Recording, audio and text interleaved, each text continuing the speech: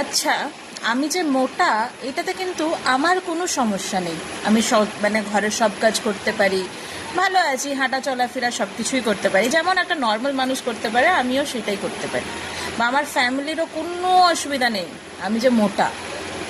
কিন্তু কিছু কাকিমা জেঠিমাদের খুব প্রবলেম। আচ্ছা, তোমরা একটা জিনিস নোটিস করবে, তারাই তোমাকে মোটা বলে ইঙ্গিত করবে বা ডাউন করবার চেষ্টা করবে, যারা নিজেরাও কিন্তু আশ্চর্য রায়ের মতন দেখতে নয়। তাদের হয়তো কেউ কালো, কেউ ভিংচি মতন, কারোর চোখগুলো ড্যাব ড্যাবে বড় মতন। কোনো সুন্দর মেয়ে তোমাকে কখনো মোটা বলবে না, কারণ কি সে নিজেকে নিয়েই ব্যস্ত থাকে, সে নিজের পরিকল্পনা করতে করতে, নিজের পরিচর্যা করতে করতেই ব্যস্ত থাকে, তার সময় নেই অন্যদেরকে কাঠি করার।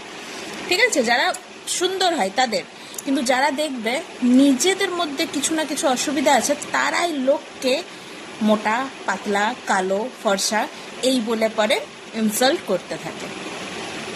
যা আছে যেমন আছে ওইটাতে খুশি থাকতে শেখো। তোমার শরীর, কারোর কথা শুনে পরে নিজের শরীরের উপর অত্যাচার করবার কোনো মানে নেই। কেউ যদি তোমাকে মোটা বলে, ঘুরিয়ে বলতে শিখো তোর বাপের খাই না। আর যদি বলতে না পারো, ইগনোর করো।